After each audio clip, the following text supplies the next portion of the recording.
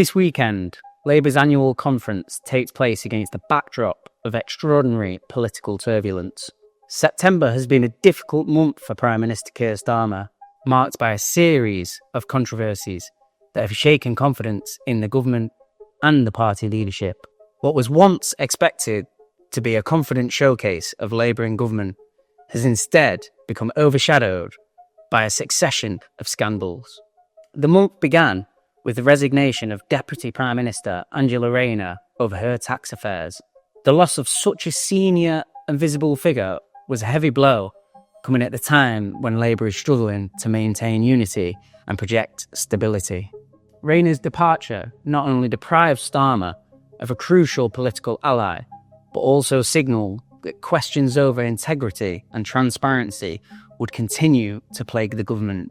Shortly afterwards, the spotlight turned to Peter Mandelson, a long-time Labour grandee and close ally of Morgan McSweeney. Mandelson had been serving as an ambassador to the United States. His sacking followed revelations about his communications with Jeffrey Epstein. While Downing Street had initially backed him up, showing full support during PMQs, the optics of the decision, first appointing Mandelson, then supporting him in PMQs, then removing him under pressure, have only fueled criticism about poor judgment with Starmer's top team. Now, as the party conference looms, attention is shifted firmly to Morgan McSweeney himself. To many within Labour, McSweeney is the quiet strategist whose influence was decisive in Keir Starmer's rise to party leadership and, ultimately, to number 10 Downing Street. He led the Labour Together think tank between 2017 and 2020, helping to shape the narrative and infrastructure that enabled Starmer to defend rivals and chart a new course for the party. Colleagues describe him as meticulous, calculating, and committed to making Starmer electable after bruising years of Jeremy Corbyn's leadership. Some even attribute Labour's 2024 general election landslide directly to McSweeney's campaign blueprint. But with promise comes scrutiny. In recent weeks, an old controversy has resurfaced to dominate the headlines. Labour Together, the group McSweeney ran before becoming Starmer's chief of staff, failed to declare almost £740,000 in donations between 2017 and 2020. The Electorate Commission investigated the matter in 2021 and fined the group more than £14,000 for over 20 breaches of electorate law. At the time, the issue was presented as an administrative error, and Labour Together pledged to tighten its processes. However, reports in recent weeks suggest there may be more to the story. Leaked emails and commission records indicate that McSweeney was warned as early as 2017 that donations needed to be declared. Yet, they were not. A Labour lawyer even advised McSweeney that presenting the matter as an admin error would be the least damaging route.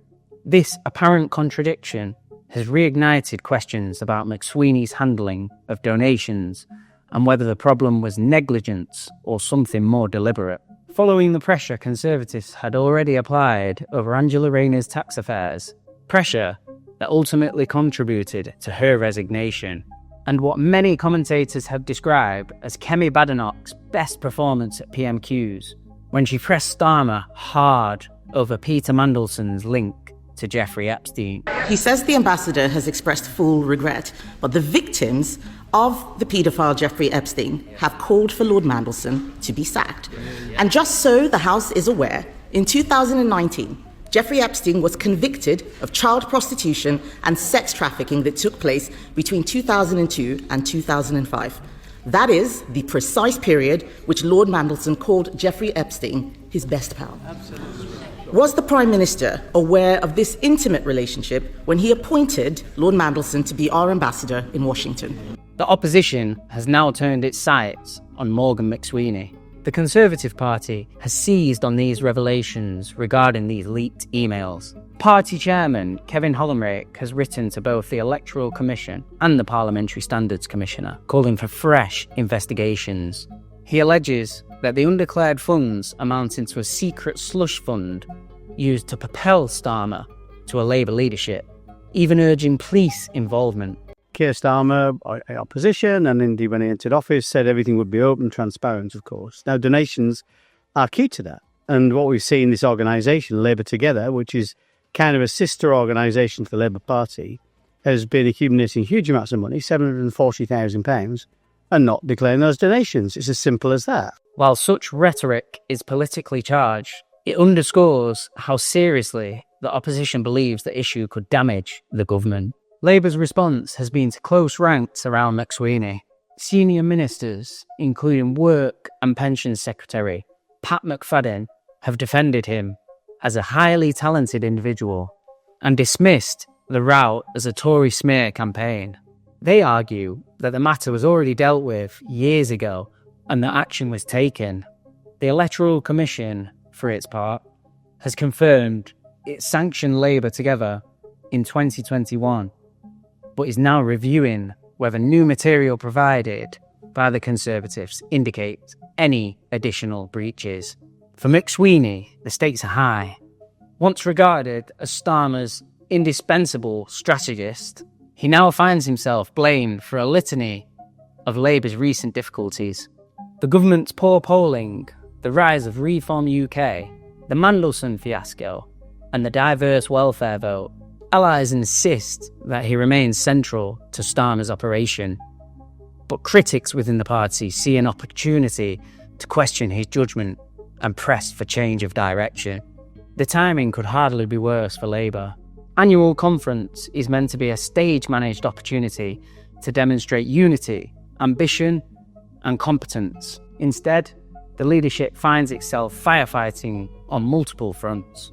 With the Conservative Party conference looming shortly after, the opposition is eager to paint Labour as mired in scandal and unable to govern effectively. Whether this storm proves to be temporary or more enduring depends on several factors. The Electoral Commission's review will carry weight, especially if it concludes that further breaches occurred. The Parliamentary Standards Commissioner may also decide to investigate Starmer's declarations during his 2020 leadership bid, particularly whether Labour Together provided undeclared in-kind support, such as polling and speechwriting. If fresh inquiries are launched, the issue will remain in the headlines for months. For now, McSweeney retains Starmer's backing.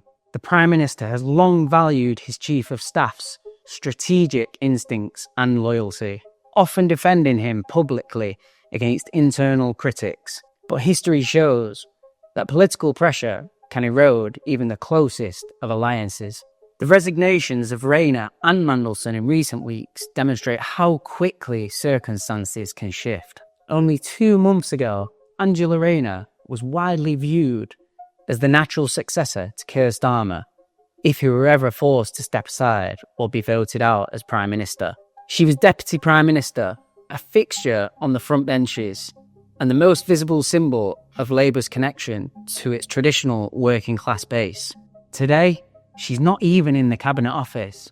Her swift fall from being second in command to being outside government altogether underlines just how volatile the political climate has become. What seemed secure in July now looks fragile in September, a reminder of how quickly fortunes can change at the very top of politics. As Labour gathers for its annual conference, it does so under a cloud. Labour entered office in July 2024 on a wave of momentum, but the controversies of September 2025, combined with falling poll numbers and declining approval ratings for Starmer, have dented the image of competence the government worked so hard to project. The unfolding saga of Morgan McSweeney's past dealings will shape not only his future, also his trajectory of Starmer's premiership. The days ahead in Liverpool will be critical. Delegates and activists will want to hear a message of renewal and progress, not distraction and division. The survival of his closest aide, and perhaps the stability of his administration, may depend on it. So what do you think of the situation? Leave your thoughts in the comments below, And don't forget to like, comment and subscribe for more breakdowns.